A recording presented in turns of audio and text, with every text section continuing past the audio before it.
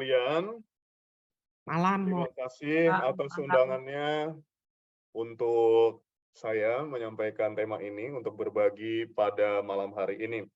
Sebagaimana yang dikatakan oleh Ibu Dewi bahwa ini adalah suatu tema yang berat, namun ini adalah suatu tema yang harus kita mengerti. Wajib kita pahami sebagai seorang Katolik karena ini adalah puncak atau inti iman kita ya, karena kita bicara tentang Allah. Allah yang diimani oleh setiap agama. Nah, Allahnya kita, Allah orang Kristiani, bukan cuma Katolik, adalah Allah yang Tritunggal. Saya akan mengawali materi ini dengan melihat judulnya ya. Trinitarian Doctrine, satu tapi tiga, tiga namun satu. Jadi ini tidak seperti kopi mix ya, kopi mix ada gula, ada kopinya, juga ada karamel atau krimnya. Mungkin bisa dimaknai seperti itu, tapi barangkali itu kurang tepat. Nanti kita akan mempelajari apa sih, bagaimana sih cara memaknai doktrin ini secara tepat. Kalau kita bicara soal doktrin, ini adalah kata lain dari dogma, artinya ajaran gereja, ajaran iman, sesuatu yang diajarkan kepada kita, yang ditanamkan kepada kita sebagai umat beriman, yang harus kita imani, yang harus kita percaya. Dan karena tadi ada kesan berat ya dari umat yang disampaikan oleh Bu Dewi juga, maka saya akan mengemas materi ini dalam bentuk pertanyaan-pertanyaan. Jadi mari kita fokus saja kepada pertanyaan yang saya ajukan sendiri, saya tanyakan sendiri, lalu akan saya jawab sendiri. Kita bisa fokus pada pertanyaan-pertanyaan tersebut supaya tidak lari kemana-mana bahasan kita, dan juga supaya menjadi lebih clear, lebih jelas. Kita akan bahas secara lebih detail satu persatu.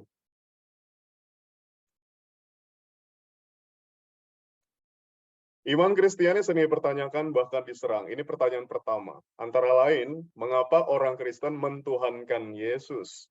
Bukankah dalam Injil dia sendiri tidak pernah berkata, aku ini Tuhan atau sembahlah aku? Kalau Bapak Ibu tahu ya, seorang pendakwah dari India yang juga pernah datang ke Indonesia, itu sering kali melontarkan pertanyaan ini. Dia sering bertanya, sering menantang para audiensnya, show to me that Jesus said, I am God, I am God, adore me, worship me, praise me. Never. Jadi tidak ada menurut dia di dalam kitab suci, Yesus itu menyebut dirinya sebagai Tuhan, ngaku-ngaku Tuhan.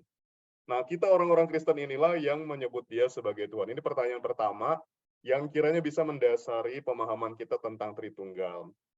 Karena Yesus adalah Allah yang bersama dengan kita hidup di dunia. Kita kalau bahas Allah Tritunggal, pertama-tama kita melihat sosok Yesus yang kelihatan. Di dalam kitab suci Perjanjian Baru, begitu banyak kisah tentang Yesus yang hidup dan berkarya bersama-sama dengan manusia. Mari kita fokus pertama-tama untuk menjawab pertanyaan ini. Orang yang mempertanyakan hal tadi, bahwa Yesus itu tidak pernah menyatakan dirinya Tuhan, sebenarnya kurang cermat membedah kitab suci, saudara-saudari. Kenapa? Beberapa pernyataan langsung Yesus itu menegaskan esensi atau kodrat keilahiannya secara implisit. Kalau kita bicara soal esensi, itu berarti sesuatu yang terdalam, inti atau nukleus dari sesuatu. Kita bicara soal kodrat, kodrat itu artinya adalah sesuatu yang natural, sesuatu yang sudah dari sononya begitu, itulah kodrat ya. Maka kita kenal kodrat manusia itu cuma ada dua, laki-laki dan perempuan, ya kan? Kalau yang di luar itu berarti disebut melanggar kodrat, ya kan? Kalau ada jenis kelamin ketiga melanggar kodrat. Jadi kodrat itu adalah sesuatu yang sudah dari sononya, nature-nya begitu. Nah, Yesus kodratnya itu adalah ilahi. Dia 100% manusia, tapi juga 100% Tuhan. Maka mari kita lihat beberapa ayat, karena ini namanya pendalaman ya, acara kita ini kan pendalaman kitab suci juga begitu ya. Maka saya memberikan beberapa ayat kitab suci untuk memperkuat argumen kita, supaya juga bisa dipertanggungjawabkan secara iman. Yohanes 8 ayat 58, Yesus berkata, sebelum Abraham ada, sebelum Abraham jadi, aku telah ada. Nah, saudara-saudari, Abraham itu ratusan tahun usianya. Sebelum dia lahir, Yesus mengklaim dirinya sudah ada. Berarti dia itu sudah ada sejak awal mula, ya kan? Berarti Yesus itu adalah kekekalan atau keabadian. Dengan kata lain, kita bisa menyimpulkan Yesus itu sebetulnya Tuhan loh, ya kan? Jadi Abraham itu ada di perjanjian lama, Bapak Ibu, kitab Kejadian ya, kitab pertama dalam kitab suci. Yesus mengatakan sebelum Abraham ada, aku sudah ada. Berarti luar biasa. Padahal kita tahu Yesus itu lahirnya diceritakan secara eksplisit, secara jelas dinarasikan dalam perjanjian baru. Tapi ternyata sebelum dia lahir betulan ke dunia ini, dia sudah ada katanya. Lalu ayat kedua, aku dan Bapa adalah satu. Yohanes 10 ayat 30. Yesus mengatakan demikian. Kalau Bapa adalah Allah kita, kalau Yesus menyatakan dia dan Allah Bapa adalah satu, berarti Yesus juga Allah. Ya kan? Ini logika sederhana. Lalu yang ketiga, ayat lain dia mengatakan segala milikku adalah milikmu dan milikmu adalah milikku. Yohanes 17, 9-10. Jadi dia dengan ayat-ayat ini, Tuhan Yesus menyatakan bahwa dia sehakikat, sekodrat dengan Bapa, sama-sama ilahi. Lalu dia juga mengatakan dalam Yohanes 14 ayat 6, akulah jalan, kebenaran, dan hidup. Sono la via, la verita, e la vita. Tidak pernah ada seorang tokoh pun, Bapak Ibu sekalian, yang berani mengklaim seperti Yesus ini, ya, berani ngomong begini tuh nggak ada. Tidak ada nabi besar dari agama manapun atau raja termasyur dari kerajaan manapun yang berani menyatakan secara terang-terangan bahwa aku adalah jalan, kebenaran, dan hidup. Artinya kalau dia jalan berarti apa? Berarti tidak ada jalan lain. Berarti dia adalah satu-satunya jalan menuju Allah, menuju Bapa, menuju surga. Tentu saja kita juga harus ya bertoleransi dengan agama atau kepercayaan lain, tetapi sebagai seorang Kristiani, sebagai seorang Katolik, ini yang harus kita imani bahwa agama saya, Tuhan saya adalah yang paling bisa menyelamatkan saya. Kepercayaan saya adalah yang paling tepat, begitu ya. Walaupun tentu saja dalam konteks, sekali lagi, kita hidup bersama dengan orang lain yang beriman atau berkepercayaan berbeda dengan kita harus saling menghargai. Ya, kita percaya, sebagaimana gereja juga mengajarkan, misalnya dalam Nostra Aetate nomor 2, itu salah satu dokumen gereja tentang hubungan dengan agama-agama lain. Bahwa kita percaya di dalam agama lain juga ada nilai-nilai kebenarannya. Tapi kita tentu saja mengimani sebagai orang Katolik, agama sayalah yang paling benar. Tuhan sayalah yang akan menuntun saya menuju surga. Kenapa? Karena Yesus berkata sendiri dalam Yohanes 14:6, I am the way, the truth, and the life. Oke. Jadi ini pertanyaan pertama tadi ya. Sekali lagi supaya tema yang berat ini, kesannya berat, mudah dipahami, saya akan memberikan pertanyaan lalu jawaban atas pertanyaan-pertanyaan tersebut. Pertanyaan-pertanyaan ini adalah pertanyaan yang biasanya muncul dari kalangan umat. Yang pertama tentang kealahan Tuhan Yesus. Ini ada 3 ayat, kita akan melihat ayat-ayat lainnya. Itu tadi ayat-ayat secara implisit, yang dapat kita simpulkan bahwa Yesus sebetulnya adalah Tuhan. Nah, ada beberapa ayat lain yang eksplisit, Bapak Ibu. Di Cenakulum itu adalah tempat perjamuan malam terakhir. Cena itu artinya sendiri, cena itu sendiri artinya perjamuan makan malam ya, cena, makan malam. Cenakulum tempat makan. Jadi dalam bahasa Latin refter atau ruang makan ya. Di sana usai membasuh kaki para muridnya, ini yang kita kenangkan peristiwa ini dalam Kamis Putih. Yesus bersabda, kamu menyebut aku guru dan Tuhan, dan katamu itu tepat sebab memang akulah guru dan Tuhan. Yohanes 13 ayat 14. Jadi kalau Bapak Ibu cek di kitab suci, Yesus sungguh menyatakan dirinya adalah Tuhan. Ya. Jadi orang yang mengatakan tidak pernah Yesus menyebut dirinya Tuhan, itu kurang cermat membaca kitab suci. Tetapi memang kita juga harus kritis beriman.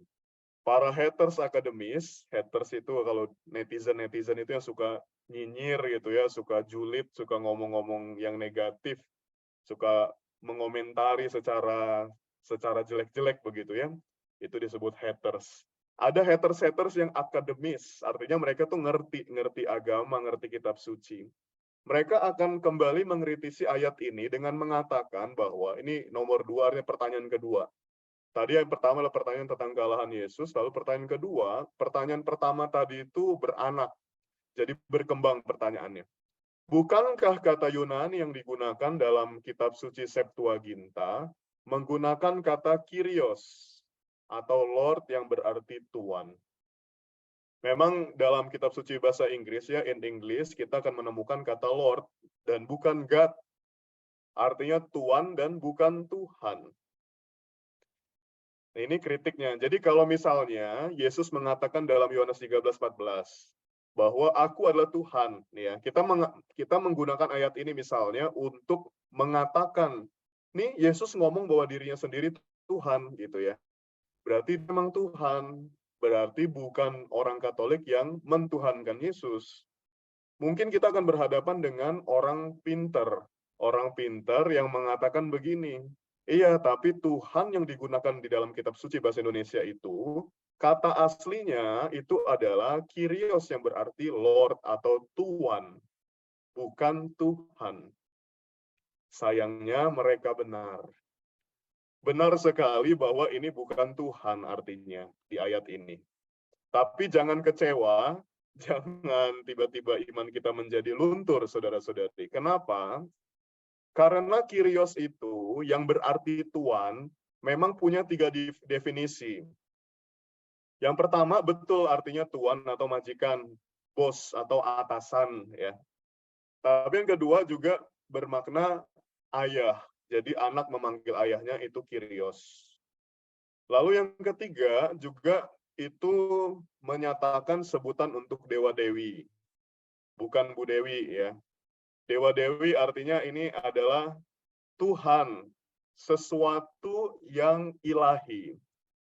Jadi Kyrios itu kalau ada orang yang mengkritisi ya, Tuhan menyebut dirinya sebagai Kyrios, itu Tuhan, betul memang Tuhan, tapi ada arti kedua dan ketiga.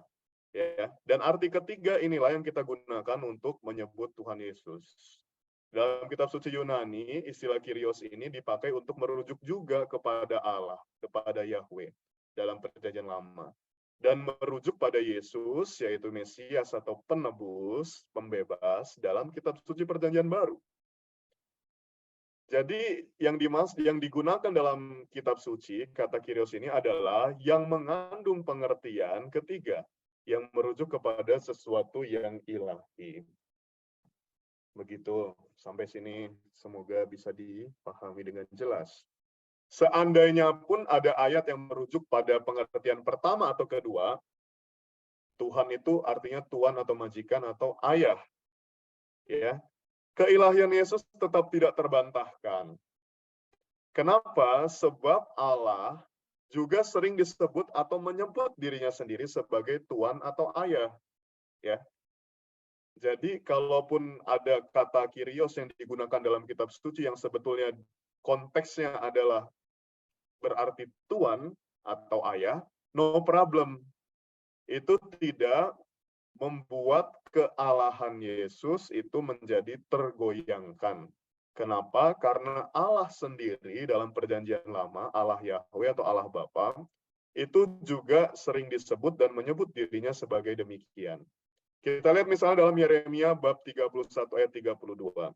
Aku memegang tangan mereka untuk membawa mereka keluar dari tanah Mesir dan sebagainya. Aku menjadi Tuan yang berkuasa atas mereka. Dalam ayat ini, Yeremia 31, kata Yunani yang digunakan, Kyrios itu memang bermaksud Tuan. Tapi ini adalah Allah sendiri yang menyebut dirinya sebagai Tuan. Artinya, kalau memang ada dalam kitab suci kita temukan Yesus itu disebut sebagai Lord atau Tuan, tidak mengubah, tidak membuat Yesus itu memang tidak menjadi Tuhan. Kenapa? Karena Allah sekali lagi juga menyebut dirinya sendiri sebagai Tuan. Ya, the Lord. Lalu Kejadian 15 ayat 2, Hakim-Hakim 6 ayat 15. Kata yang digunakan untuk menyebut Allah dalam 2 ayat di atas adalah Adonai, yang artinya juga Tuan. Tuan atau pemilik, penguasa, atau junjungan yang dijunjung tinggi. Dalam hubungannya dengan nama Allah, kata ini digunakan dalam bentuk jama. Jadi secara harafiah bermakna tuan-tuanku. Dalam Perjanjian Lama, panggilan YHWH lebih sering digunakan dalam konteks Allah sedang berinteraksi dengan umat pilihannya. Sedangkan Adonai digunakan ketika Allah berinteraksi dengan non-Yahudi. Jadi Allah sekali lagi juga sering disebut dan menyebut dirinya sendiri sebagai Tuhan. Jadi jangan goyah iman Bapak Ibu kalau ada orang mengatakan Yesus itu Lord, not God, ya, bukan Tuhan tapi Tuhan. It's okay, no problem. Kenapa? Sekali lagi karena Allah juga sering menyebut dirinya sebagai Tuhan. Dan bahwa kata Yunani yang digunakan di dalam kitab suci Kyrios itu juga bisa bermakna Tuhan tapi juga Tuhan. Jadi ada triple meaning, bukan cuma double, bukan cuma ganda ya makna ganda, tapi ada 3 makna. Ini kita lihat di sini Allah dipanggil YHWH. Jadi karena Allah itu adalah sosok yang sangat luar biasa, dahsyat, hebat ya. Orang-orang Yahudi itu tidak berani menyebut nama Allah. Maka kalau kita sebut Yahweh itu untuk memudahkan saja lidah kita. Jadi diberi vokal. Sebetulnya orang-orang Yahudi menyebut Allah mereka itu tanpa vokal, YHWH. Konsonan semua. Kenapa? Karena Allah itu katanya tidak terucapkan. Ya. Jadi tidak tergambarkan, tidak terucapkan. Pokoknya manusia tidak bisa berinteraksi dengan dia. Jadi sangat nama ini menunjukkan keagungan, kemegahan Tuhan. Tapi kita bisa menyebutnya Yahweh begitu ya. Ini ayat-ayat yang menunjukkan Yesus itu adalah Tuhan. Di Taman Getsemani juga Yesus menunjukkan keilahiannya, saudara-saudari. Dia menjawab orang Yahudi dan para prajurit yang mencarinya. Akulah dia. Mendengar jawaban ini, para prajurit yang mau menangkap Yesus itu mundur dan ada yang jatuh ke tanah. Syok gitu ya. Akulah dia. Wih, kaget langsung jatuh. Kok aneh ya? Kenapa cuma dengan berkata begitu orang takut, orang kaget? Ternyata ungkapan Yesus ini hanya pernah diucapkan oleh Allah yang Maha Kuasa. Lihat dalam Yesaya 43 ayat 10 dalam Perjanjian Lama, jauh sebelum Yesus lahir. Yahweh mengatakan, kamu adalah saksiku, firman Tuhan, dan hambaku yang telah kupilih, supaya kamu dapat mengetahui dan memahami bahwa akulah dia.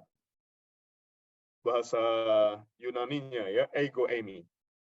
Jadi Yesus itu mengulangi apa yang dikatakan oleh Allah di dalam Perjanjian Lama.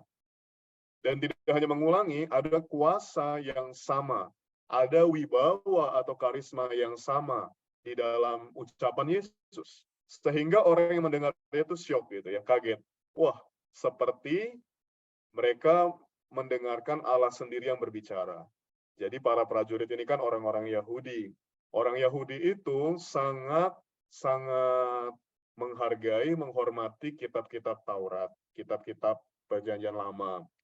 Nah, mereka sangat menghormati Yahweh. Jadi mereka tahu karena menghormati, mendalami, mereka tahu kata-kata Yahweh itu seperti apa. Dan persis apa yang dikatakan Yesus sama seperti kata-kata Yahweh yang mereka pahami betul. Maka mereka kaget. Kenapa orang ini berkata-kata seperti Allah? Jangan-jangan dia adalah sungguh Allah. Pertanyaan lain muncul, ini pertanyaan ketiga. Jadi itu ayat-ayat tadi bisa menjawab ya, sungguh Yesus adalah Tuhan. Secara implisit maupun eksplisit dia menyatakan demikian. Oke. Lalu muncul pertanyaan lain, saudara-saudari. Di atas salib Yesus berseru. Ini ada juga di dalam kitab Markus ya. Tetapi Matius yang mengajukan ini pertanyaan seperti ini. Eli, Eli, lama sabachthani. Eli atau Eloi. Allahku, ya Allahku, mengapa engkau meninggalkan aku? Kita bertanya, kalau orang yang menyerang iman kita, yang kritis juga akan bertanya, kenapa tuh kok Yesus berkata Allah meninggalkan dia? Kenapa Yesus berdoa kepada Allah? Jangan-jangan dia bukan Allah. Ya. Apakah ini menunjukkan bahwa Yesus bukan Allah sehingga dia memanggil-manggil Allah? Ini juga pertanyaan yang penting bagi iman kita, saudara-saudari. Jawaban kita sederhana saja. Jangan berat-berat ya. Dalam iman kita, Yesus adalah 100% Allah dan 100% manusia. Ya. Sejauh berperan sebagai seorang manusia, sama seperti kita, dia pun memanggil Allah di surga sebagai Allahnya. Jadi Yesus itu bersolidaritas dengan kita, mengambil penderitaan manusia, menjadi manusia. Dan dalam kapasitasnya sebagai manusia, dia pun memanggil Allah, Bapaknya sebagai Allah. Bapa sendiri dipanggil Allah, begitu ya. Sama seperti keluarga-keluarga yang profesional. Jadi misalnya ada anak seorang polisi memanggil ayahnya Pak Polisi, begitu ya, bukan Papa. Ketika di rumah panggil Papa, ketika ayahnya pakai baju dinas, dia panggil Pak Polisi, misalnya. Sama seperti orang tua yang profesional juga. Punya anak Romo, di gereja memanggil anaknya Pastor atau Romo, di rumah memanggil nama saja, begitu. Nah, Yesus pun memanggil Allahnya sebagai Allah Bapa, tidak sekedar Bapa. Jadi dia mewakili manusia, menjadi sama seperti manusia. Yesus adalah Tuhan yang profesional, begitu ya. Jadi dia tetap memposisikan dirinya sebagai Allah maupun sebagai manusia. Selain itu, ungkapan Yesus di salib bukanlah suatu ungkapan kekecewaan, apalagi kemarahan kepada Allah. Mengapa Allah meninggalkan aku? Dia tidak marah, tapi sesungguhnya dia sedang berdoa. Nah, ini mungkin yang sedikit orang mengetahui. Kutipan Allahku mengapa kau meninggalkan aku, itu adalah ayat pertama dari Mazmur 22. Kalau nggak salah ya ayat pertama. Tapi itu adalah Mazmur 22.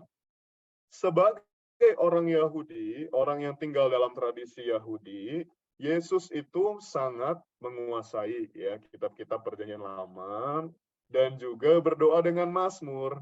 Tradisi ini dipertahankan oleh para biarawan-biarawati yang berdoa di biara ofisi namanya ya ibadat harian itu dengan mendaraskan Mazmur-Mazmur seperti ini. Nah, di antara teks-teks Mazmur itu ada Mazmur 22. Inilah yang dikatakan oleh Yesus.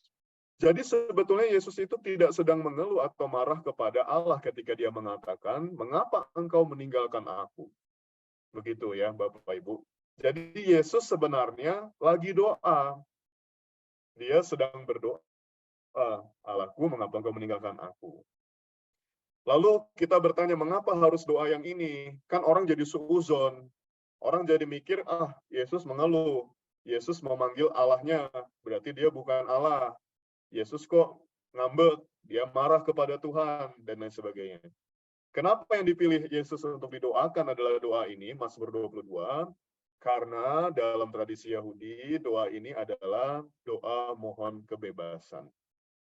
Kita percaya Yesus mendoakan ini bukan hanya mohon kebebasan dirinya dari penyakit, sakit penyakit. Bahkan mungkin sama sekali dia tidak bermaksud demikian. Dia berdoa mohon kebebasan untuk kita semua juga. Jadi wafat Yesus di salib adalah penebusan atau pembebasan manusia dari dosa-dosanya.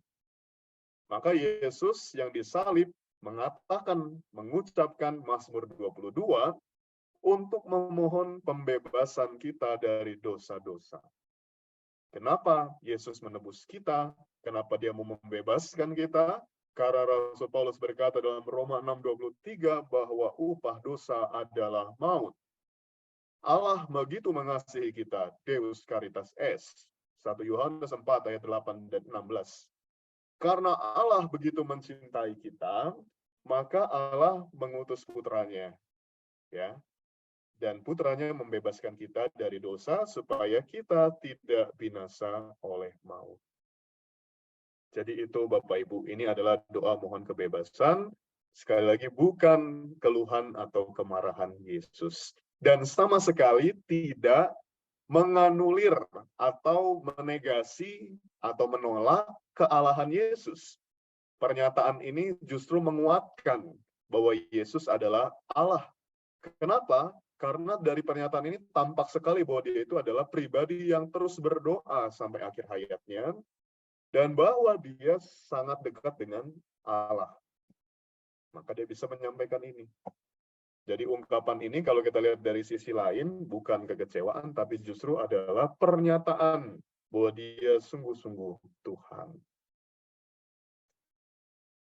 Kita lihat juga kodrat ganda Yesus ini yang diwartakan dalam Injil. Yohanes bab 1 ayat 1. Pada mulanya adalah firman. Yesus adalah firman Allah yang hidup, ya, kita tahu. Firman itu bersama-sama dengan Allah dan firman itu adalah Allah. Jadi jelas dikatakan oleh Yohanes bab 1 ayat 1. Firman itu adalah Yesus. Yesus bersama dengan Allah dan Yesus yang adalah firman itu adalah Allah. Ini kita udah nggak bisa menyangkal lagi, ya, kitab suci sudah bilang begini. Lalu Yohanes bab 1 ayat 14 mengatakan firman itu telah menjadi manusia. Dialah Tuhan kita Yesus Kristus. Dan diam di antara kita, dan kita telah melihat kemuliaannya, yaitu kemuliaan yang diberikan kepadanya sebagai anak tunggal Bapa, penuh kasih karunia dan kebenaran.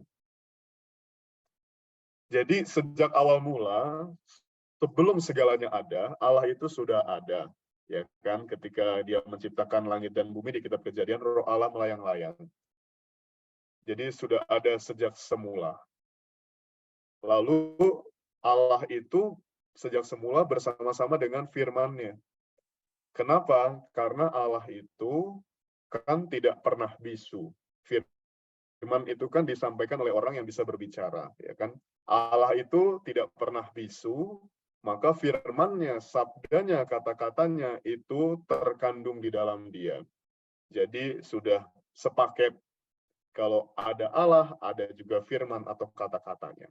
Dan firman atau sabda Tuhan itu tidak mungkin ada tanpa Allah. Jadi sudah satu kesatuan, sepaket.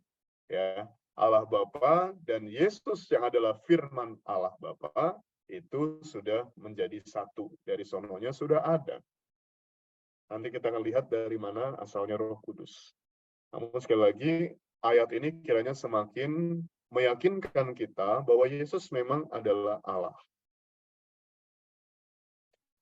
Yesus sungguh Allah, sungguh manusia. Mari kita semakin mempercayai ini dengan melihat beberapa bukti.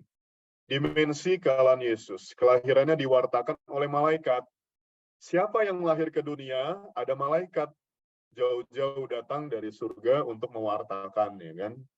Dalam Lukas bab 2 kita tahu Yesus lahir. Di sana ada malaikat bersukacita, ya. Tentu saja juga orang-orang di sekitarnya bersukacita, para gembala, lalu 3 Majus dari timur datang untuk mempersembahkan emas, kemenyan, dan mur. Jadi kelahirannya ini luar biasa. Berarti Yesus adalah Tuhan, bukan sekedar raja-raja di dunia ini. Ada sosok ilahi yang berperan di sana. Kita tahu juga di dalam Lukas bab 1 ayat 38 ketika Maria mengatakan terjadilah pada menurut kehendakmu. Kenapa Maria mengatakan itu? Karena malaikat mendatangi Maria, mengabarkan bahwa dia akan mengandung dari Roh Kudus. Jadi sejak awal kelahiran Yesus itu sudah diwartakan oleh para malaikat. Malaikat tentu saja utusan dari Tuhan sendiri. Jadi luar biasa. Lalu ia juga disebut Mesias. Mesias itu penebus, penyelamat bangsa Yahudi. Kenapa bangsa Yahudi mengharapkan Mesias? Karena kalau kita bicara bangsa Yahudi dalam konteks kitab suci, mereka adalah bangsa yang sedang terjajah oleh bangsa Romawi. Maka mereka itu setiap hari menantikan kedatangan Mesias. Mesias itu adalah raja, pemimpin bangsa Yahudi yang diharapkan itu menjadi seperti seorang pemimpin perang, pemimpin politik, orang yang kuat, orang yang hebat. Ya. Itulah alasan kenapa banyak orang kecewa ketika Yesus ternyata yang disebut-sebut sebagai Mesias mati di salib. Yesus juga disebut anak Allah. Lalu dia juga bukti kealahannya adalah membuat berbagai mukjizat. Ini kurang K di sini ya, harusnya mukjizat. Air menjadi anggur, ini adalah disebut-sebut sebagai mukjizatnya yang pertama di Kana ya. Lalu menyembuhkan orang sakit banyak sekali peristiwa ini. membangkitkan orang mati. Kalau sudah berhubungan dengan kematian, kita bisa yakin bahwa Yesus adalah sungguh-sungguh Allah. Tidak mungkin bukan dokter menyembuhkan, membangkitkan orang mati. Ya, kalau Yesus bisa melakukan ini, maka kita tidak bisa lagi meragukan iman kita. Yesus sungguh Tuhan. Tidak ada sosok lain sepanjang sejarah manusia bisa melakukan ini. Kalaupun ada yang bisa melakukannya, kelihatannya saja begitu. Mungkin orang yang dihidupkan itu memang sedang mati suri, ya, tidak sungguh-sungguh mati. Tapi Yesus sungguh membangkitkan orang mati. Maka di dalam bacaan-bacaan kitab suci, di Injil, ya, seringkali ditekankan setelah 3 hari dikuburkan misalnya. Setelah 3 hari kematian, maka Yesus membangkitkan. Lazarus misalnya, ya. Itu untuk mengatakan bahwa dia tidak sekedar mati suri. Orang-orang yang dibangkitkan Yesus dari kematian itu sungguh sudah mati. Ya. Lalu Yesus membangkitkan, berarti ayat-ayat itu, cerita-cerita itu menekankan bahwa Yesus itu benar-benar Tuhan loh. Lalu juga dia bisa menggandakan roti. Tentu saja Yesus bukan seperti Mbah Tarno, ya, pesulap, ya, atau juga pesulap-pesulap lainnya dari The Master, ya. Dia bukan sekedar tukang sulap, bisa menggandakan roti. Dia juga bisa berjalan di atas air, bisa mengampuni dosa dan memberikan kuasa pengampunan dosa kepada para imam. Kenapa dalam gereja Katolik ada pengampunan dosa? Karena Yesus sendiri memberikan kuasa itu kepada para imam. Lalu dia bisa membuat yang lumpuh berjalan, ini samanya penyembuhan penyakit, yang tuli mendengar, buta melihat, dan mengusir berbagai roh jahat. Nah, setan-setan pun takut kepada Yesus. Maka berarti Yesus ini sungguh-sungguh Tuhan, ya kan? Dia juga berkuasa atas alam. Mengutuk pohon ara langsung menjadi busuk, ya. Pohon ara karena tidak berbuah, maka dikutuk menjadi busuk. Lalu menghardik angin atau badai supaya reda, supaya tidak membinasakan orang-orang yang ada di kapal. Lalu bukti terutama keilahian Yesus adalah bangkit dari kematian. Ini juga adalah puncak iman kita, ya. Paskah adalah puncak iman kita. Yesus bangkit dari kematian dan menampakkan diri. Artinya apa? Dia itu bisa melampaui batas ruang dan waktu. Beyond time and space. Artinya melampaui ruang dan waktu apa? Yesus bisa menembus tembok, ya kan? Melampaui ruang, bisa hadir di mana-mana, disebut bilokasi. Lalu juga melampaui waktu. Dari dulu dia ada sebelum Abraham katanya. Sampai sekarang dia juga menyertai kita melalui Roh Kudus-Nya. Jadi dia sungguh-sungguh Allah karena bisa melampaui ruang dan waktu. Namanya manusia pasti selalu terbatas oleh yang namanya spasio-temporal ini, ruang dan waktu. Maka kita kalau mau keluar dari kamar harus buka pintu, nggak bisa menembus tembok. Kita juga tidak bisa berada di satu tempat dalam waktu yang sama, ya kan? Di dua tempat dalam waktu yang sama. Kenapa? Karena manusia terbatas oleh ruang dan waktu. Yesus bisa hadir menampakkan diri di mana-mana. Dan kita imani sampai sekarang pun Yesus bisa hadir di antara kita. Artinya apa? Dia adalah sungguh-sungguh Tuhan. Kehadirannya, keberadaan atau eksistensinya itu tidak terbatas oleh apapun. Dan yang terakhir, bukti kehadiran Yesus adalah dia terangkat ke surga. Terangkat ke surga, dan kita percaya Bunda Maria, bundanya juga terangkat ke surga, jiwa dan raganya. Ini kata terangkat ini memang kontroversial, ya. Ada yang menggunakan kata terangkat, tetapi mari kita gunakan kata naik ke surga. Kenapa? Karena Yesus adalah Allah, dia bisa naik sendiri ke surga, ya. Terangkat ini mungkin digunakan untuk menyebut bahwa memang ada intervensi atau ada kerjasama, ada campur tangan dari Allah Bapa dan Roh Kudus. Tapi kita percaya Yesus itu naik ke surga. Dalam artian dia bisa mengangkat dirinya sendiri ke surga karena dia adalah Allah. Lalu kita lihat juga dimensi kemanusiaan Yesus. Kenapa ini penting? Supaya kita itu bisa meneladani dia secara utuh. Karena kalau Yesus itu hanya ditampakkan dimensi kealahannya, kita akan berkata nanti, ya bisa mengampuni. Karena Tuhan, ya kan, saya mah manusia bukan Tuhan. Saya mengampuni kamu. Karena saya adalah Kristiani, saya belajar dari Yesus. Yesus itu mengampuni orang. Sayangnya saya bukan Tuhan, jadi saya tidak mau mengampuni kamu, gitu ya. Maka mari kita juga melihat bahwa Yesus itu manusia biasa loh, manusia sama seperti kita. Buktinya apa dia manusia biasa? Dia punya silsilah keturunan dari Raja Daud, ya. Di Kapel Pratista bawah, di Katakombe, itu ada gambar yang menunjukkan Yesus punya silsilah. Jadi ada pohon keluarganya, ada diagramnya. Lalu terlahir dari rahim seorang ibu, jelas ya, dari Bunda Maria. Lalu Yesus mengambil rupa manusia, dia punya ciri-ciri fisik. Sebagai laki-laki, punya perasaan. Yesus bisa sedih, bisa gembira. Bahkan dia pernah menangis ketika di Getsemani. Bahkan dia juga pernah marah dalam Yohanes bab 2, dan lain-lain. Tapi tentu saja marahnya itu marah yang baik, ya, marah yang perlu. Lalu Yesus juga makan, minum, kita tahu ya ketika dia bangkit dia juga minta ikan bakar ya. Bisa lapar, bisa lelah, maka Yesus ketika badai terjadi dia sedang tidur di atas perahu. Lalu Yesus juga menderita dan mati. Nah, Bapak Ibu, ini adalah bukti-bukti atau dimensi yang menunjukkan Yesus adalah sungguh Allah dan sungguh manusia. Pertanyaan masih terus bergulir. Kita kembali menegaskan pertanyaan yang juga tadi saya sempat lontarkan di awal. Yesus sendiri tuh kayaknya nggak pernah sadar atau merasa bahwa ia adalah Allah. Dengan kata lain, agama Kristen itu hanya ciptaan manusia, bukan dari Allah. Banyak orang yang menuduh bahwa pendiri kekristenan itu adalah Paulus. Jadi Paulus mendirikan agama Kristen, lalu membuat Yesus yang adalah manusia itu jadi Tuhan. Jadi Yesus itu bukan Tuhan, tapi dituhan-tuhankan, gitu ya.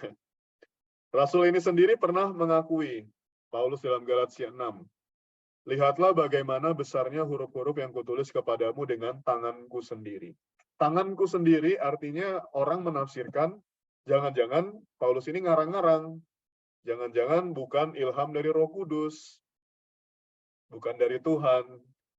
Benarkah demikian? Mari kita jawab pertanyaan ini secara kritis. Sejak awal mula, Yesus telah menyadari divinitas atau keilahiannya. Jadi adalah salah kalau kita mengatakan bahwa Yesus itu nggak sadar bahwa dia adalah Tuhan.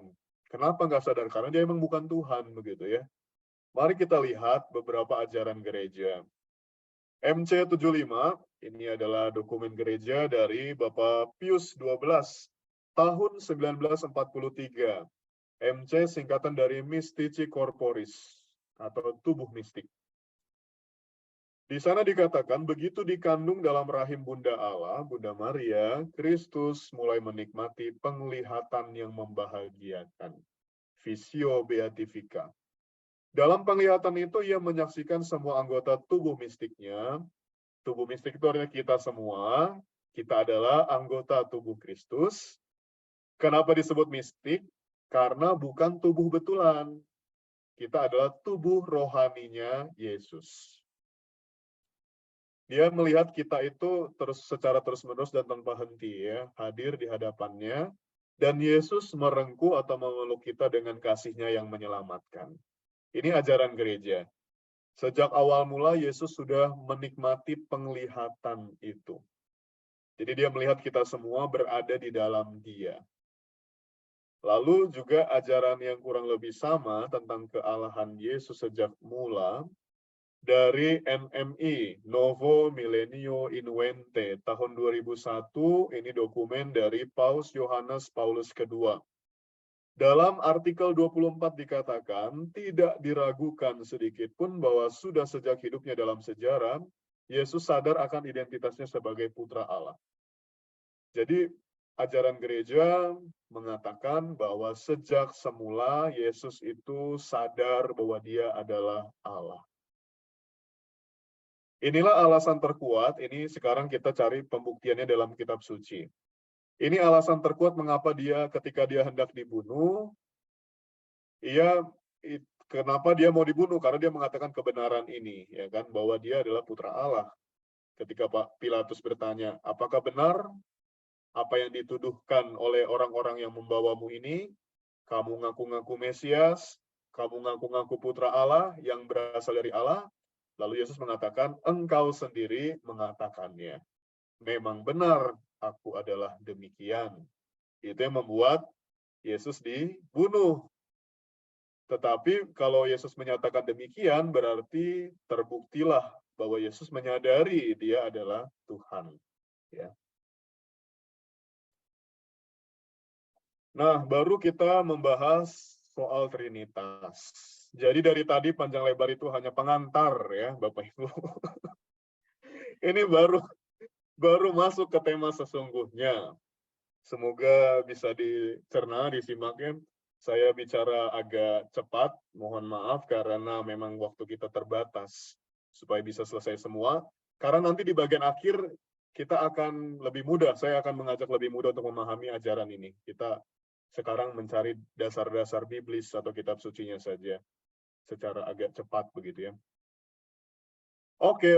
Melalui semua pemaparan barusan, kita sekarang menjadi lebih yakin nih akan keilahian Kristus, teman-teman. Kayak ngajar anak SMA ya. Namun ada masalah baru nih Bapak Ibu, berarti Allah kita itu ada dua dong. Kalau Yesus memang Tuhan, dari pembahasan tadi, berarti Allah ada dua dong, Allah Bapa dan Allah Putra.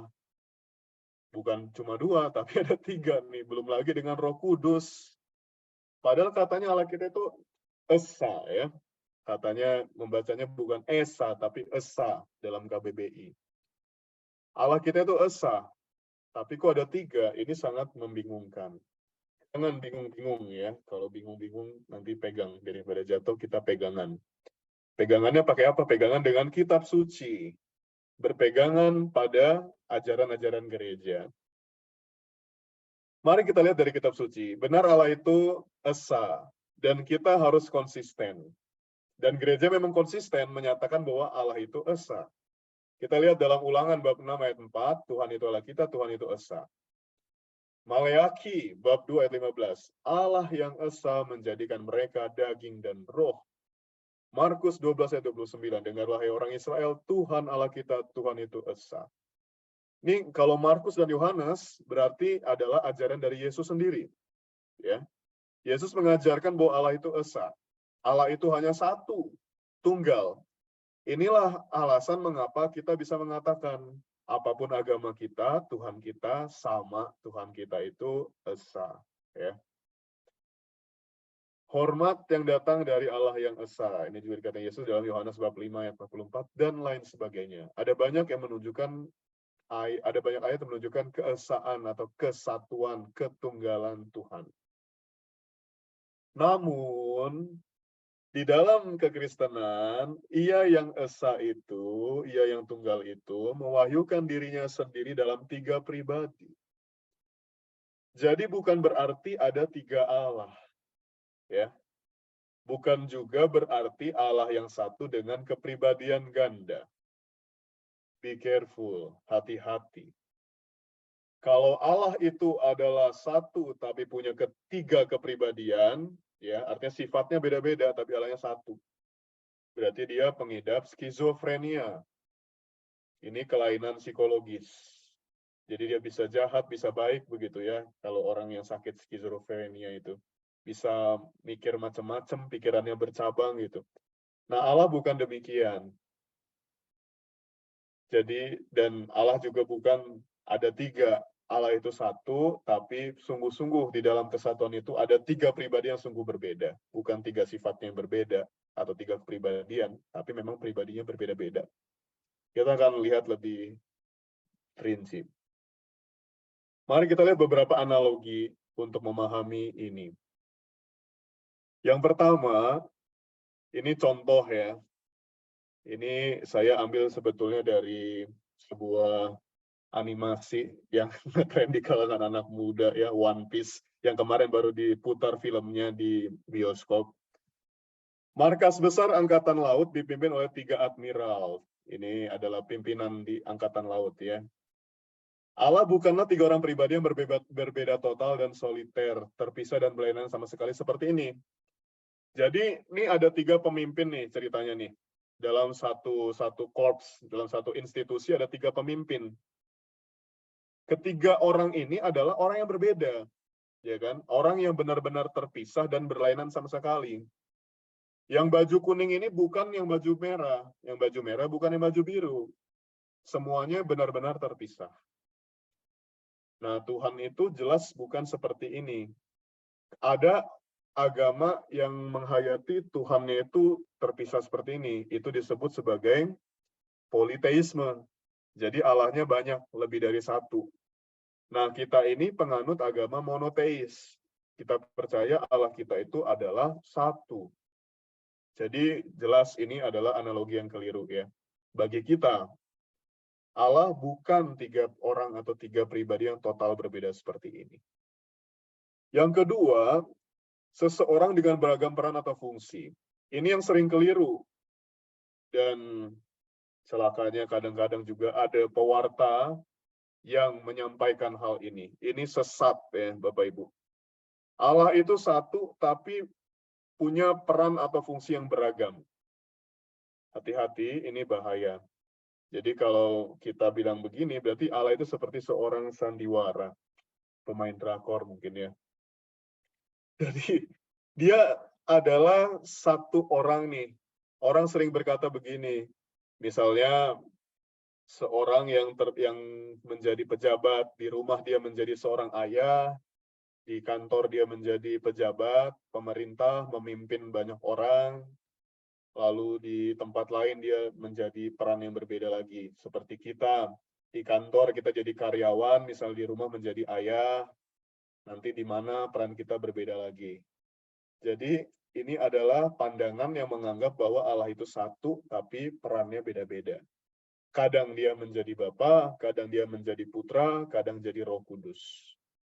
Nah, ajaran seperti ini disebut sebagai modalisme. Ajaran modalisme ini disebut sebagai sesat karena menyangkal ketigaan Allah. Ini ya, ada seorang perempuan, di rumah dia menjadi seorang ibu, di kantor dia menjadi seorang karyawan. Mungkin dia juga aktif di gereja dia menjadi seorang pelayan Tuhan misalnya, hamba Tuhan. Jadi orangnya sama, tapi perannya berbeda-beda. Nah, ini adalah pemahaman yang harus kita tolak karena sesat ya. Lalu yang ketiga, Allah itu seperti air yang menguap atau membeku. Jadi Tuhan itu kadang bisa jadi Roh Kudus, kadang bisa jadi Yesus. Seperti air, kena panas dia menguap, kena dingin masuk di freezer dia membeku. Ini juga salah Bapak Ibu. Allah itu bukan satu Allah yang kemudian berubah-ubah wujud sesuai kondisi di sekitarnya. Nah, konsep ketiga ini sama dengan yang kedua. Jadi kan esensi atau intinya kan sama ya kan. Nanti dia cuma tinggal berubah-ubah doang. Tapi tetap cuma ada satu Allah. Nah, ini juga kita tolak. Jadi ketiga analogi, ketiga cara untuk mendekati Allah ini adalah cara-cara atau pemikiran-pemikiran yang salah. Ini es batu ya, bagi yang belum pernah melihat es batu. Ini ada beberapa ajaran sesat lainnya. Jadi saya menampilkan banyak ajaran sesat, nanti kita akan lihat bagaimana ajaran yang tepat. Ada ajaran bernama tadi modalisme ya, ada politeisme, modalisme, sekarang adopsionisme. Adopsionisme mengajarkan bahwa Yesus baru menjadi Allah setelah menerima Roh Kudus dalam pembaptisan di Sungai Yordan oleh Yohanes Pembaptis. Jadi ketika Yesus lahir ke dunia, dia itu manusia biasa, menurut ajaran ini. Nah, ini sesat. Kenapa? Karena Yesus sejak awal adalah Allah. Oke. Bahkan sebelum dia dilahirkan adalah Allah. Lalu Arianisme dicetuskan konon oleh Arius namanya ya, Arius dan pengikutnya. Kemudian pengikutnya yang mengembangkan. Yesus itu bagi mereka, bagi para pengikut Arianisme, bukan Allah. Dia hanya ciptaan berawal, padahal Allah itu tidak memiliki awal, ya kan? Sejak semula sudah ada Allah itu. Tapi Yesus itu disebut sebagai ciptaan berawal, ada sejarahnya. Gelarnya sebagai putra Allah hanya sematan. Jadi kayak kita itu ya, kalau kita kan dibaptis menjadi anak-anak Allah. Nah, menurut Arius dan kawan-kawan, Yesus itu juga begitu, disebut anak Allah, putra Allah. Tapi bukan karena dia benar-benar putra Allah secara esensial. Dia cuma disebut aja begitu, gelarnya saja gitu ya. Lalu ajaran lainnya, doketisme. Mengajarkan kebalikannya dari Arianisme. Jadi Arianisme itu secara ekstrim mengatakan Yesus itu bukan Allah. Doketisme mengajarkan Yesus itu Allah. Hanya kelihatannya saja sebagai manusia. Badannya atau jasad Yesus itu hanya ilusi. Jadi ilusi mungkin kalau kita pegang tembus. Karena hologram mungkin ya. Tidak betul-betul ada. Sehingga kematian di salib pun sebenarnya tidak sungguh terjadi. Sebab tidak mungkin keduanya sama benar pada saat yang bersamaan. Jadi doketisme itu nggak percaya kalau Yesus itu adalah Tuhan, berarti dia tidak mungkin manusia. Sebaliknya kalau dia manusia, nggak mungkin dia Allah. Nah, ini adalah ajaran-ajaran sesat yang masih banyak lagi sepanjang sejarah gereja. Karena gereja Katolik itu sudah berdiri 2000 tahun lebih ya. Sepanjang sejarah itu ada begitu banyak ajaran-ajaran yang diantaranya juga sesat. Ini saya tampilkan supaya kita tidak jatuh pada kesesatan serupa. Jadi semua ajaran ini ditolak. Gereja Katolik menolak ajaran-ajaran ekstrim. Yesus bukan Allah atau Yesus itu adalah Allah saja. Yesus adalah sungguh Allah dan sungguh manusia. Kalau doketisme mengajarkan tidak mungkin terjadi percampuran seperti itu, bagi kita tidak ada yang mustahil. Karena Yesus itu adalah Allah, ya kan? Bagi Allah tidak ada yang mustahil. Dia mau jadi manusia, tentu saja dia bisa. Tanpa kehilangan keilahiannya. Kenapa tidak kehilangan keilahiannya? Kita lihat dalam hidupnya. Tadi ada banyak ayat yang menunjukkan bahwa dia tetap ilahi. Ya kan? Dia bisa membuat banyak mujizat, kemudian bangkit dari kubur, dari kematian.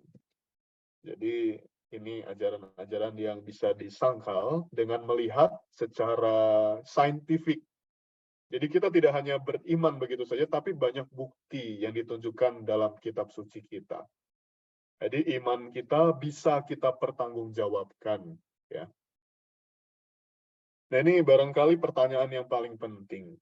Lalu bagaimana iman Katolik yang tepat untuk memahami ketritunggalan Allah? Lagi pula tak pernah ada istilah Trinitas dalam kitab suci. Kalau ada Bapak Ibu yang menemukan istilah Trinitas, kata Trinitas dalam kitab suci, saya kasih uang. Saya kasih hadiah uang. Uangnya minta dari Bu Dewi, tapi ya. Jadi, tidak pernah ada kata Trinitas atau Tritunggal dalam kitab suci. Ya, tidak ada sama sekali. Lalu apakah konsep ini manusiawi? Jangan-jangan cuma ciptaan manusia, jangan-jangan cuma buatannya para paus, buatan gereja. Mari kita lihat ajaran beberapa bapak gereja. Ada banyak tokoh yang disebut sebagai bapak gereja, mereka adalah para pemikir, para teolog dari abad-abad sebelum abad pertengahan. Jadi benar-benar masa lalu. Ini adalah satu angkatan atau satu periode setelah jemaat perdana. Kita tahu kisah jemaat perdana dalam kisah para rasul bab 2 ayat 41 ayat 47 yang hidupnya begitu terpuji. Nah, setelah jemaat perdana itu ada para bapak gereja ini ya mulai tampil. Dua di antaranya saya sebutkan di sini, Santo Tertullianus dan Irenaeus. Mereka mengajarkan bahwa pribadi Allah itu mempunyai dan besertanya, pribadi Allah Bapa di sini, besertanya ada Sabda dan Roh. Ada Yesus dan ada Roh Kudus. Dan yang melahirkan mereka dari dalam dirinya sendiri untuk penciptaan dunia. Jadi Sabda Allah berasal dari Allah. Roh Allah berasal dari Allah. Sabda itu Yesus, Roh itu Roh Kudus. Tertullianus hendak berpegang teguh pada hakikat Allah yang esa dalam tiga pribadi yang saling berhubungan satu sama lain. Dalam hakikat Allah yang satu terdapat 3 pribadi. Jadi ini rumusan untuk memahami Tritunggal dalam kekristenan. Ya, bukan Allah yang satu dengan 3 kepribadian atau 3 sifat, tapi mereka itu benar-benar ada 3, tapi dalam satu, tidak terpisah, bukan politeisme. Iman kita monoteisme. Jadi Allah itu satu, tetapi dalam kesatuan itu terdapat 3 pribadi. Mungkin masih pusing, nanti kita akan melihat dengan analogi-analogi yang lebih mudah. Ya. Jadi kesatuan dalam hakikat, ketigaan dalam pribadi, dalam personalitas. Demi sejarah keselamatan diperlukan 3 pribadi, sehingga terdapat perbedaan dalam keesaan itu sendiri. Jadi kalau kita ditanya kenapa Allahnya Kristen ada 3, karena memang perlu 3 untuk apa? Untuk keselamatan manusia. Untuk penciptaan dunia memang harus ada 3. Kalau ditanya, kenapa kok kalian menambah-nambah jumlah Allah? Kami tidak menambah-nambah, justru kalian yang mengurangi, begitu ya. Kalau hanya dikatakan tidak ada 3 pribadi. Kenapa kita berani mengatakan begitu? Karena Allah itu mewahyukan dirinya dalam 3 pribadi ini. Jadi bukan kita membuat-buat, tetapi memang dari sononya ya 3 pribadi. Karya Tertullianus begitu penting bagi perkembangan ajaran Trinitas karena dialah yang menempatkan rumus tepat untuk mengungkapkan keesaan Allah maupun ketigaan pribadi. Kenapa tidak satu Allah saja? Kenapa tidak 2? Karena tidak cukup. Kenapa butuh 3? Karena ini diperlukan 3 pribadi untuk sejarah keselamatan. Kalau ditanya kenapa tidak 4? Karena 3 saja sudah cukup. Kenapa tidak 1, 2, atau 4, dan seterusnya? Karena memang Allah mewahyukan dirinya dalam 3 pribadi. Kita akan perkuat lagi gagasan ini dengan melihat ajaran-ajaran lain. Santo Agustinus, Bapak Gereja yang lainnya, lahir tahun 354 dan wafat 430 Masehi, mengajarkan demikian, Allah Bapa, Putra, dan Roh Kudus adalah kesatuan ilahi yang erat, yang adalah satu dan sama esensinya. Sama-sama sebagai Allah. Di dalam kesamaan yang tidak dapat terceraikan. Artinya kalau kita bicara Allah Bapa pencipta itu tidak bisa diceraikan, tidak bisa dipisahkan dari Yesus dan Roh Kudus. Bicara Roh Kudus tidak bisa dipisahkan dari Allah Bapa dan Putra, karena Roh Kudus berasal dari keduanya. Mereka bukan 3 Tuhan, melainkan 1 Tuhan, kata Agustinus. Meskipun Allah Bapa telah melahirkan Putra, dan Putra lahir dari Allah Bapa, Ia yang adalah Putra bukanlah Bapa. Jadi berasal satu sama lain, tetapi bukan sama. Ya. Roh Kudus bukanlah Bapa ataupun Putra, namun Roh Bapa dan Roh Putra itu sama co-equal. Roh itu sama dengan Bapa dan Putra, ketiga-tiganya membentuk kesatuan Tritunggal. Ini ajaran Agustinus dalam bukunya On the Trinity. Jadi ini ya, kita bisa menggarisbawahi pernyataan Agustinus ini. Bukan 3 Tuhan, melainkan 1 Tuhan yang tidak terceraikan. Kita lihat dari Catechism of the Catholic Church atau Katekismus Gereja Katolik, poin 253. Tritunggal adalah satu. Kita tidak mengakui 3 Allah, tetapi 1 Allah dalam 3 pribadi. Tritunggal yang sehakikat. Ini ajaran dari Konsili Konstantinopel 1155, tahun 1115. Pribadi-pribadi ilahi tidak membagi-bagi kealahannya satu itu di antara mereka, tetapi masing-masing dari mereka adalah Allah sepenuhnya dan seluruhnya. Jadi Yesus bukan setengah Allah, Roh Kudus setengah Allah, ya, sepertiga-sepertiga, tidak. Mereka adalah sepenuhnya Allah.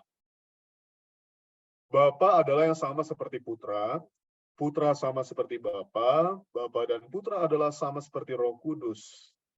Nah, jadi kesatuan mereka itu adalah satu dalam kodrat. Allah adalah satu dalam kodrat ilahi. Dalam satu kodrat keilahian itu ada 3 pribadi. Tiap-tiap dari ketiga pribadi itu merupakan kenyataan, yakni substansi, hakikat, atau kodrat ilahi. Jadi sejak zaman dahulu, sejak dari konsili-konsili tahun berapa ratus begitu ya, sudah diajarkan oleh gereja bahwa Allah itu adalah Tritunggal. Dan ajaran-ajaran ini tentunya berasal dari kitab suci sendiri, sebagaimana di bagian awal saya paparkan, begitu banyak ayat yang secara implisit menunjukkan dogma Tritunggal. Tapi kita bisa kembali ditanya ya, tunggu. Ajaran di atas dirumuskan oleh para bapak gereja, termasuk katekismus, ya kan? Ya jelas romo mereka akan mengajarkan Allah itu Tritunggal. Kan bapak gereja santo-santo itu ya Katolik gitu ya. Ya iyalah, katekismus lagi. Katekismus itu kan kitab undang-undangnya orang Katolik ya kan. Ada banyak pasal tentang ajaran iman Katolik. Tentu saja mengajarkan Allah itu Tritunggal. Tapi kita mulai bertanya dengan kritis. Sebagai manusia biasa, bukannya ajaran mereka itu bisa salah juga, ya kan? Kan mereka manusia biasa, mereka tidak pernah ketemu Allah. Kenapa mereka bisa mengajarkan tentang Allah? Mari kita jawab secara sederhana. Mereka memang manusia biasa, namun setidak-tidaknya potensi salah mereka jauh lebih kecil dari kita. Sebab mereka hidup lebih dekat dengan zaman para rasul Yesus. Jangan-jangan keraguan kita sendirilah yang merupakan suatu kesalahan. Kita percaya kredibilitas mereka ya sebagai seorang hamba Tuhan, sebagai orang-orang yang dekat dengan Yesus, dengan para rasul Yesus. Mereka tentu saja mendapatkan pewahyuan pertama ya kan. Setidaknya walaupun tidak pertama tapi dekat dengan sumber asli pewahyuan itu sendiri, dengan Tuhan Yesus. Maka apa yang mereka katakan tentu saja berwibawa, berbobot untuk kita dengarkan. Katakanlah kalau misalnya kita mau belajar sejarah nih, kita jangan belajar sejarah dari orang muda, tapi kita belajar sejarah dari orang-orang yang sudah sepuh, orang-orang tua. Mereka lah saksi sejarah yang hidup. Sama, kalau kita ragu akan ajaran Bapak Gereja tentang Trinitas, jangan-jangan keraguan kita itulah yang salah. Karena para bapak gereja pasti mengajarkan seperti tadi itu, karena mereka memang punya pengalaman iman yang mendalam, dan pengetahuan yang komprehensif atau menyeluruh, yang didapat langsung dari Tuhan Yesus. Itu yang kita imani. Dan kalau kita telah secara ilmiah, memang ajaran-ajaran mereka itu terdapat di dalam kitab suci. Allah itu esa, tetapi, nah ini kembali ke pertanyaan tadi. Katanya Allah itu esa atau tunggal, tapi kok kita tiga? Nah, keesaan dalam Kristianitas itu bukan dalam arti tauhid, seperti saudara-saudara kita yang beragama Muslim. Allah itu tauhid, Allah itu satu. Iya, Allah itu memang satu, memang tunggal. Tetapi ketunggalan Allah dalam kekristenan adalah bersifat trinitarian atau triniter. Artinya satu tapi tiga. Ya. Memang tidak ada istilah trinitas, namun secara konseptual banyak kita temukan dalam kitab suci. Sebutan lain untuk Allah dalam perjanjian lama selain Yahweh dan Adonai adalah Elohim. Elohim dalam bahasa Ibrani itu merujuk pada bentuk jamak. Ya. Jadi Allah itu digunakan kata untuk menyerujuk Allah itu adalah dalam bentuk jamak. Berarti Allah itu bisa dikatakan lebih dari satu pribadi dong, ya kan? Nah, dan kitab suci kita itu, perjanjian lama, itu konon katanya juga digunakan oleh saudara kita yang beragama lain, ya, bagian perjanjian lamanya. Artinya mereka juga harusnya menemukan kenyataan ini, bahwa Allah itu sering disebut dengan kata ganti yang jamak, ya, lebih dari satu. Kata tunggalnya Eloah, tetapi digunakan kata Ibrani Elohim. Nah, berarti Allah itu jangan-jangan Tritunggal gitu kan. Betul, Allah itu satu, tapi kok digunakan kata jamak? Sama halnya kalau kita baca kisah penciptaan dalam kitab Kejadian, ya, Bapak Ibu. Allah berfirman, baiklah kita menjadikan manusia. Lah ini Allah ini ngomong sama siapa kok kita, ya kan? Ya enggak? Berarti Allah itu sedang bersama dengan Yesus dan Roh Kudus. Jadi sejak awal mula Allah itu memang Tritunggal, ya. Ini di kitab Kejadian bab 1 bab 2. kita menjadikan manusia menurut gambar dan rupa kita. Nahlu, ya, noi, bukan saya, bukan iyo, bukan sono iyo, tapi adalah noi siamo. Ini artinya Tuhan itu mengatakan secara tidak langsung, memang tidak ada dalam kitab suci ajaran tentang Trinitas, ya sekali lagi. Tapi ini bisa kita temukan kata-kata jamak untuk menggantikan Allah. Kata ganti orang jamak. Ya. Jangan-jangan Tuhan itu memang Tritunggal. Bukan jangan-jangan, tapi berarti Tuhan memang Tritunggal. Ya. Namun jika kita masih sanksi terhadap ajaran gereja, tadi saya sebutkan beberapa nama teolog, Tertullianus, Irenaeus, dan juga Agustinus, dan juga otoritas gereja yang saya tampilkan dari katekismus, kita mungkin masih ragu. Yaitu kan ajaran gereja Romo tentu saja mengajarkan tentang Trinitas. Tapi ada nggak sih bukti lain langsung dari kitab suci? Mari kita lihat, saya menemukan setidaknya ada 12 ayat dari kitab suci yang menunjukkan secara tidak langsung bahwa Allah itu adalah Tritunggal Maha Kudus. Matius 3 ayat 16-17. Sesudah dibaptis, Yesus melihat roh Allah seperti burung merpati. Kita tahu ya kisah pembaptisan Yesus. Lalu terdengar suara dari surga yang mengatakan, inilah anakku. Inilah Yesus anaknya ya. Yesus, Kudus turun atasnya, lalu ada suara Allah Bapa. Berarti Allah itu memang Tritunggal. Matius 28:19, Yesus secara jelas menyatakan, baptislah mereka dalam nama Bapa dan Putra dan Roh Kudus. Ya, bukan cuma dalam nama Bapa, bukan cuma dalam nama Yesus, tapi dalam nama Bapa dan Putra dan Roh Kudus. Ini adalah rumusan baptisan dalam gereja Katolik. Maka kalau misalnya ada orang dari agama Kristen Protestan, ada beberapa gereja yang hanya membaptis dalam nama Yesus, maka dia harus dibaptis ulang. Karena formulanya itu berbeda. Harus dalam nama Bapa dan Putra dan Roh Kudus. Kenapa? Karena kita mengimani Allah yang Tritunggal. Ini baru 2 ayat, saudara-saudari. Ayat selanjutnya, Kejadian 1:26, ini penciptaan tadi ya. Baiklah kita. Jadi Allah menyatakan kita. Siapa kita ini? Berarti Allah itu sejak semula berada dalam kesatuan dengan Putra dan Roh-Nya. Maka dia mengatakan kita. Ya. Dan kalau kita lihat bahasa asli dari kitab suci, dalam bahasa apapun, Yunani, Ibrani, Latin, semuanya menggunakan kata kita ini. Oke. Yohanes 14 ayat 16-17. Aku akan minta kepada Bapa dan ia memberikan kepadamu seorang penolong yang lain. Jadi jelas Yesus minta kepada Bapa, lalu Bapa mengirimkan Roh Kudus untuk menyertai kita. Kenapa kita butuh Roh Kudus? Karena Yesus sudah naik ke surga, tidak ada lagi bersama-sama dengan kita di dunia ini. Tetapi kehadiran Roh Kudus itu sama, mewakili juga kehadiran Kristus dan Allah Bapa. Dan Roh Kudus itu kita percaya bersemayam di dalam hati kita masing-masing. Kita terima Roh Kudus di dalam pembaptisan dan diteguhkan atau dikobarkan lagi dalam sakramen Krisma. Amin, saudara-saudara. Amin. Haleluya, haleluya, haleluya. Lalu Roma 8. Jika roh dia yang telah membangkitkan Yesus dari antara orang mati, jadi roh Allah itu membangkitkan Yesus. Diam di dalam kita. Maka dia yang telah membangkitkan Kristus juga akan menghidupkan kita yang fana. Ini alasan mengapa kita tidak boleh sedih, tidak boleh takut akan kematian.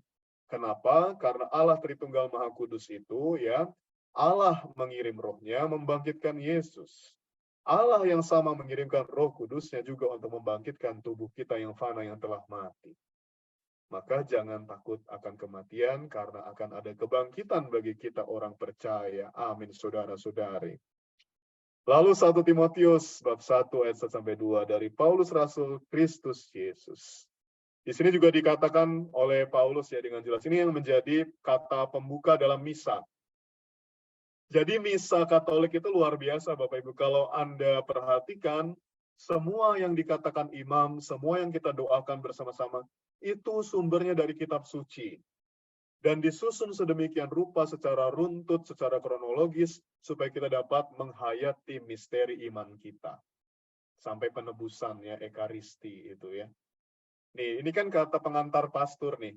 kasih karunia, rahmat, dan damai sejahtera dari Allah Bapa dan Kristus Yesus Tuhan kita bersamamu. Tidak usah dijawab ya. Jadi itu yang dikatakan oleh Paulus. Lalu 1 Korintus bab 6 ayat 11 juga dikatakan dalam nama Tuhan Yesus Kristus dan dalam roh Allah kita. Jadi ada pribadi ilahi selain Yesus. Banyak kita temukan di dalam kitab suci. 1 Petrus juga ya. Dikatakan di sini, dengan rencana Allah Bapa dikuduskan oleh Roh supaya taat kepada Yesus Kristus. Masih belum selesai. Tenang saja, masih ada banyak ayat lagi. Nanti bisa dilihat-lihat saya sendiri ya. 2 Korintus 13, 1 Korintus 12, 1 Yohanes bab 5, Yohanes 14 ayat 28. Jadi semua ayat ini walaupun tidak menyebutkan sama sekali kata Tritunggal atau formula Trinitas, tetapi secara implisit atau tidak langsung mengandung ajaran tentang Tritunggal Maha Kudus. Oke? Jadi iman kita akan Tritunggal itu sangat biblis, sangat berdasar. Dasarnya dari mana? Bukan dari ajaran Bapak Gereja, bukan dari katekismus Gereja Katolik, tapi dari kitab suci sendiri, dan kitab suci kita percaya adalah pewahyuan Tuhan dari surga. Jadi kita bisa mempertanggungjawabkan iman kita. Mungkin saudara-saudari masih bingung, mari kita lihat sebuah ilustrasi yang gampang.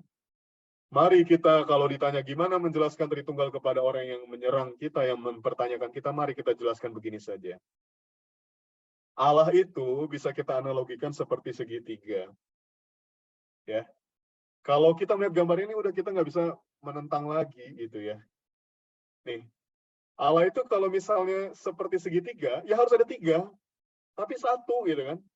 Kalau kehilangan satu sisinya ini, segitiga itu udah tinggal jadi segitiga lagi. Menjadi siku-siku. Ya kan, menjadi lancip gitu, siku-siku yang lancip. Memang segitiga, apapun juga bentuknya, ada segitiga sama kaki, segitiga sama sisi, segitiga tak beraturan, semuanya harus punya tiga sisi. Nah, ini adalah Allah seperti ini, God. Tiga sisi, ada tiga sudut, ya kan? Allah Bapa, Putra, dan Roh Kudus. Ketiganya adalah Tuhan, tetapi mereka bukan satu sama lain, berbeda satu sama lain. The Son is not the Father, Bapa bukanlah Allah Putra bukanlah Allah Roh Kudus. Ya. Jadi sekali lagi ini adalah analogi yang paling sederhana untuk memahami Allah Tritunggal. Kenapa Allah itu ada tiga? Memang harus tiga, ya. Kalau tidak tiga, dia tidak menjadi Allah. Tetapi ketigaan ini adalah satu, ya Bapak Ibu ya. Sekali lagi, kalau segitiga ini kehilangan salah satu sisinya, dia tidak lagi menjadi segitiga. Kalau Allah kehilangan salah satu pribadinya, dia tidak lagi menjadi Allah. Dan Allah tidak pernah ada tanpa salah satu sisinya. Ya. Tanpa kehadiran Allah Putra sejak awal mula, Allah tidaklah menjadi Allah. Oke. Jadi memang sejak awal mula itu sudah begitu, gitu ya. Dari sononya sudah begitu. Adakah logika lainnya? Satu tapi tiga, tiga namun satu. Ini masih tetap nonsens. Kita itu kan suka kritis ya, maka saya menampilkan logika lain. Kesatuan Trinitaris dapat lebih dipahami dengan logika cinta kasih. Kalau tadi dengan logika matematis ya segitiga, ada bentuk, mari kita lihat dari segi moralitas, cinta kasih.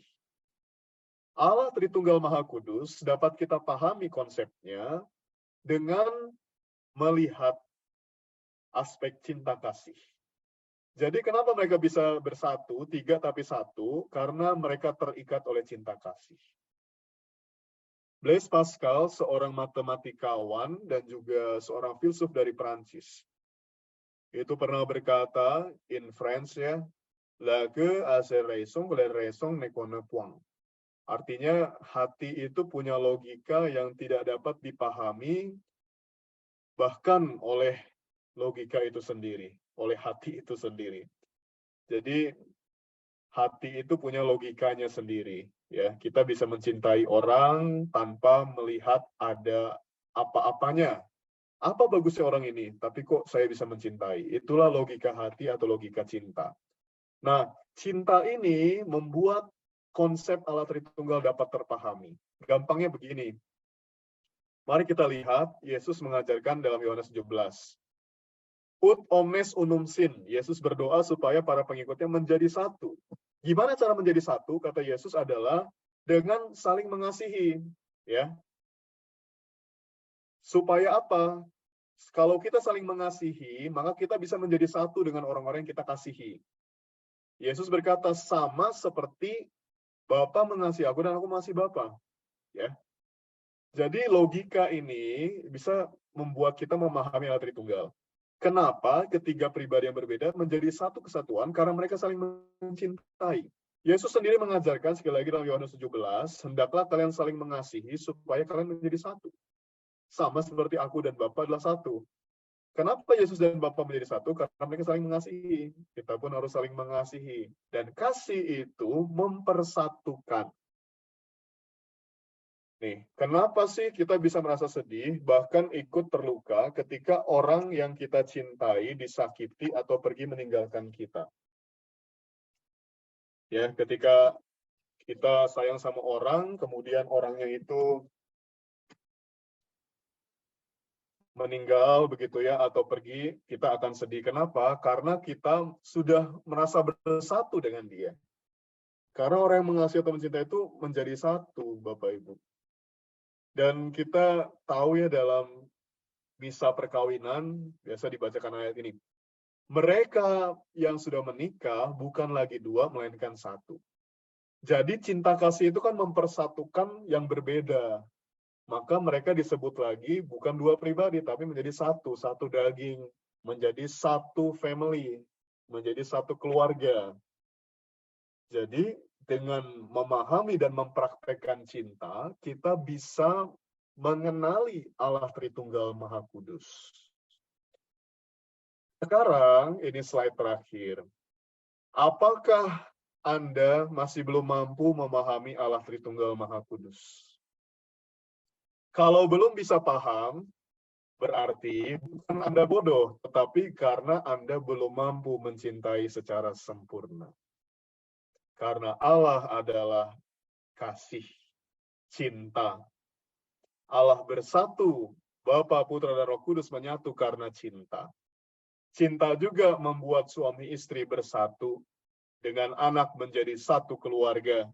Cinta itu mempersatukan, membuat menjadi tunggal. Entah ada berapa, 2 atau 3 atau 4 menjadi tunggal, menjadi satu keluarga.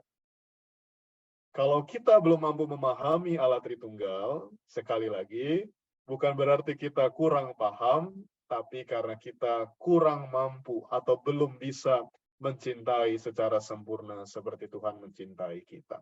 Bagaimana cinta yang sempurna itu? Yohanes 15 ayat 13. Cinta yang sampai mengorbankan diri bagi sahabat-sahabatnya. Sekian kuliah pada malam hari ini. 3 SKS. Terima kasih. Selamat malam. Sampai jumpa. Oh, sampai jumpa. Saya sengaja sampai jam 9 supaya tidak ada pertanyaan nih. Supaya waktunya sudah habis. Sekian Bapak Ibu, terima kasih. Terima kasih Romo. Beneran loh Romo nggak ada pertanyaan tuh antara dua. Betul-betul mengerti atau betul-betul nggak ngerti yang ditanya tuh apa nantinya.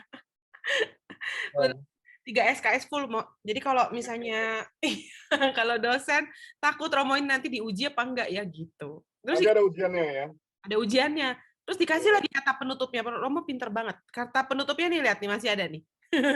Kalau belum ngerti artinya belum mampu mencintai secara sempurna.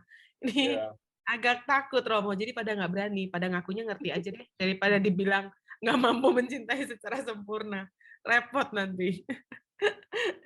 Oke, ini beneran nggak ada pertanyaan loh Romo. Atau misalnya ada yang mau bertanya silakan dibuka kolom ininya apa di unmute sendiri coba. Atau takut sama Romonya? Romonya ganteng gini loh. Selamat malam Romo, mau tanya boleh? Maaf saya off cam dulu ya.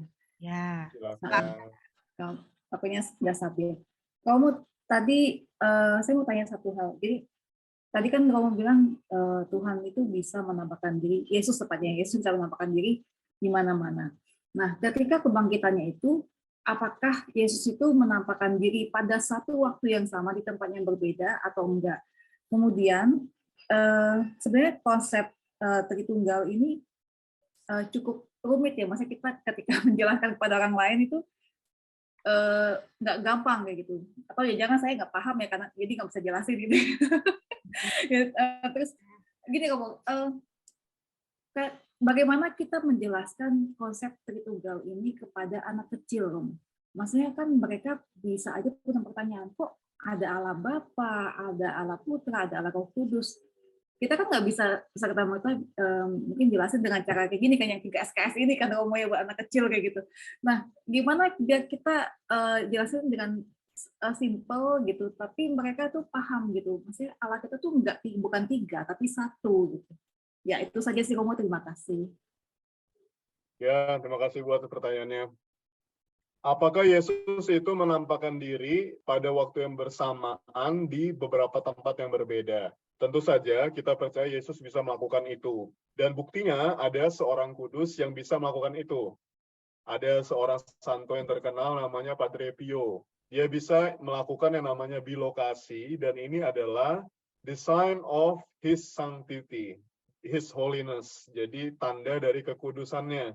Dia bisa ada di satu gereja, ada di gereja lain atau di tempat lain gitu ya, dan orang bingung, kok bisa begini? Itulah tanda kekudusannya. Nah, kalau seorang manusia biasa saja bisa, tentu saja Yesus bisa. Tetapi memang di dalam kitab suci tidak diceritakan bahwa, tidak pernah diceritakan bahwa Yesus itu muncul di tempat yang berbeda dalam satu waktu. Yang jelas Yesus memang pernah menampakkan diri beberapa kali. Kita tahu misalnya dalam Lukas 24, di dalam perjalanan 2 orang menuju Emmaus yang bernama Salonpas dan Kleopas ya. Karena yang satunya itu temannya Kleopas tidak disebutkan namanya. Kita sebut saja Salonpas. Kleopas dan Salonpas berjalan menuju Emmaus, Yesus muncul di sana. Jadi memang bisa Yesus menampakkan diri setelah kebangkitannya. Dan di sana dikatakan bahwa dia tampil dengan tubuh rohani, sehingga sempat para murid itu tidak mengenali dia. Lalu Yesus juga menampakkan diri setelah kebangkitannya di rumah di mana mereka itu kan pada bersembunyi ya. Yesus muncul beberapa kali. Itu ya Bu ya. Lalu bagaimana menjelaskan konsep Tritunggal ini kepada anak kecil? Memang kita kadang-kadang ya diperbolehkan untuk menjelaskan kepada anak-anak dengan cara apapun juga. Tapi nanti setelah dia tumbuh pemahamannya, sudah mulai bisa memahami dengan lebih rumit, maka kita bisa menjelaskan yang terbaik sesuai dengan ajaran gereja. Contoh yang paling gampang itu misalnya seperti apa? Tadi itu yang tampaknya seperti sesat gitu. Tapi ya kadang-kadang diperbolehkan, karena itulah cara anak-anak memahami. Namun tentu saja kita tidak boleh membiasakan kesesatan seperti itu ya. Misalnya itu kan orang tua sering mengajarkan ya sama seperti gampangnya begini, seperti Allah itu adalah seorang pencipta ya kan, menciptakan sesuatu. Kreator, kemudian Yesus yang menebus gitu ya. Allah Roh Kudus yang menyertai gitu kan, itu secara singkat begitu. Tetapi memang itu adalah penjelasan yang kurang tepat. Namun sekali lagi saya katakan, anak-anak bisa dimengerti untuk kita sampaikan begitu, karena anak-anak memang pemahamannya terbatas. Namun, kalau mau yang mungkin cukup gampang, dengan analogi seperti ini. Ya. Jadi Allah itu ya memang 1, tapi 3. Seperti segitiga ini, ya kan? Kalau misalnya kehilangan satu sisi, tidak lagi menjadi segitiga. Allah kalau hanya 2 atau hanya 1 tidak lagi menjadi Allah gitu.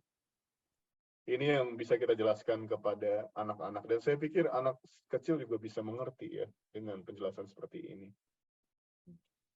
Begitu Ibu. Terima kasih. Terima kasih Romo. Atau mungkin mau perjelas lagi? Oh enggak, mau tanya kalau misalnya anak kecil kan kritis ya, maksudnya kalau bukan anak kecil sih, mungkin orang lainnya. Kita kan saya jelaskan konsep segitiga, terus dia pakai konsep lain lagi. Yang namanya 2 dimensi itu kan bisa banyak ya. Loh, gimana dengan segi 4, segi 5, segi macam. Jadi menantang kita jadi pusing jelasinnya gimana gitu. Nah itu yang tadi saya saya katakan, ketigaan Allah itu adalah yang diperlukan untuk sejarah keselamatan manusia. Kenapa nggak segi 4? Kenapa Allah tidak 4 pribadi? Karena 3 saja sudah cukup. Kenapa nggak 2? Karena memang sejak awal sudah 3 gitu ya. Jadi ini kan ajaran kitab suci. Allah mewahyukan dirinya dalam 3 pribadi ini. Tadi banyak ayat yang sudah ditampilkan. Jadi kalau orang bertanya kenapa nggak 2, kenapa nggak 4? Karena kita bisa jawab mungkin secara otoriter gitu ya. Secara apa ya, mungkin tidak baik menggunakan kata pokoknya. Tapi memang pada kenyataannya sejak semula dari kitab sucinya memang 3 begitu. Jadi kita tidak mengarang-arang atau membuat-buat. Ini kan asalnya dari firman Tuhan sendiri, ya kan? Baptisan mereka, misalnya Yesus mengatakan dalam nama Bapa dan Putra dan Roh Kudus. Jelas 3 pribadi, ya kan? Tidak 4. Kenapa nggak 4 mah? Ya karena memang 3, gitu ya. Kenapa nggak 2? Karena kalau 2 kurang. Kenapa nggak 4? Karena 3 sudah cukup, begitu. Begitu, Ibu. Ya, baik. Terima kasih. Ya. Romo. Ibaratnya mungkin ini, karena ini kan Allah itu kan hakikatnya, Yesus itu hakikatnya memang Allah nih. Allah itu hakikatnya itu dari sononya memang 3 nih. Ibaratnya orang bertanya, kenapa kalau misalnya sekolah harus 12 tahun? Memang 12 tahun ditentukan pemerintah gitu, dari sononya. Kenapa gula itu manis? Itu kan sesuatu yang tidak bisa kita jelaskan ya kan. Kenapa gula itu manis? Memang kita bisa menjelaskan mengandung apa gitu ya. Tapi ya memang dari sononya manis gitu. Sama seperti Allah ini, kenapa sih Allah 3? Ya karena memang dari sononya begitu. Gitu. Artinya itu yang tadi saya katakan di awal, ini bersifat kodrati, hakiki. Artinya natural. Kayak kita dari awal mulai, kita laki-laki, kita perempuan gitu, kodratnya. Tidak bisa diubah gitu loh. Makasih Ibu atas pertanyaannya. Ya, terima kasih Romo. Terima kasih Bu Yuneta. Ada yang lain yang mau bertanya lagi kira-kira? Tapi waktunya udah lewat 5 menit, Romo. Iya. Gak apa-apa. Boleh kalau mau diusul. Anak kecil sih, Romo, memang yang lebih susah diberi pengertian. Tapi kalau masih Iya. kecil mungkin karena dia masih mengikuti ibu bapaknya, orang tuanya, jadi mungkin masih bisa ya nurut gitu. Tapi begitu anak ini sudah mulai ABG, mulai Iya. SMP, SMA, mulai ada pemberontakan dan mulai ada pemikiran yang lain atau mengenal hal yang lain. Nah, ini mungkin sebaiknya ikut retret. Betul, Romo? Retret nggak membahas ini. Enggak, retret mungkin lebih nanti kan di Alkitabnya lebih mengerti lagi. Betul. Iya. Kemarin ada yang menanya. Kalau ini ada anak muda yang mau memahami ini, masuk ini, biara, jadi Romo. Nggak cukup retret. Langsung ya, Romo. Mendalami betul-betul. Baik. Oke, ini udah jam 9:06. Jika tidak ada pertanyaan, mungkin mau ditutup, Romonya langsung puji Tuhan. Selesai. Ada lagi kira-kira? Oke, sudah ya? Iya, sudah jelas saya kira juga ya.